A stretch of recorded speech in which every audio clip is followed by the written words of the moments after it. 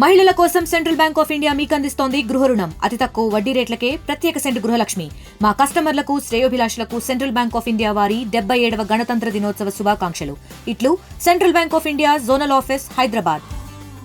ఉదయం 8 గంటలకు హాలియా పట్టణానికి చెందిన సుంకిరెడ్డి అనసూర్యమ్మ అనే ఆమె తన ఇంటి నుంచి బయటికి వెళ్ళి సాయంత్రం వరకు రానందున ఆ రోజు వాళ్ళ అక్క కూతురు అయినటువంటి సుశీల గారు పోలీస్ స్టేషన్కి వచ్చి సాయంత్రం 8:30 గంటల సమయంలో తన చిన్నమ్మ కనపడట్లేదని దరఖాస్తు ఇవ్వడం జరిగింది. దానిపైన హాలియా ఎస్ఐ గారు కేసు నమోదు చేసి, మిస్సింగ్ కేసు నమోదు చేసి ఇన్వెస్టిగేషన్ చేయగా సీసీ కెమెరాలు అన్నీ వెరిఫై చేసి చేయగా ఆమె అదే రోజు ఉదయం పూట డైరెక్ట్గా ఈ ఫాస్ట్ ఫుడ్ సెంటర్లోకి రావడం జరిగింది.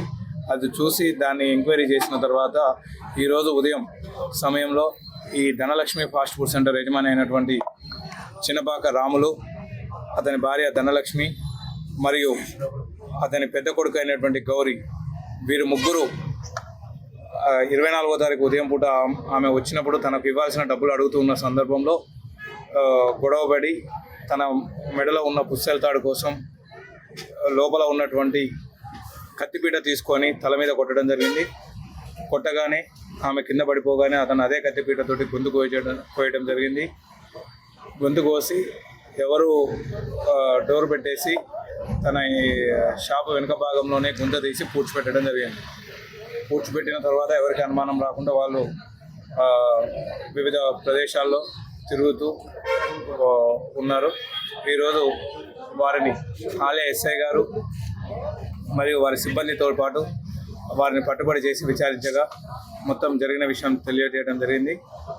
బాడీ 2 రోజులు అవుతుంది కాబట్టి కుళ్ళిపోవడం వలన ఇక్కడనే మన అనుముల తహసీల్దార్ గారి సమక్షంలో శవ పంచనామా చేసి డాక్టర్లు కూడా ఇక్కడికే వచ్చి పోస్ట్మార్టం చేయడం జరిగింది.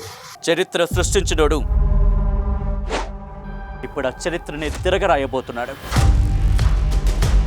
అబద్ధాల గోడల్ని బద్దలు కొట్టి నిజాలను రాగా మీ ముందుంచబోతున్నాడు.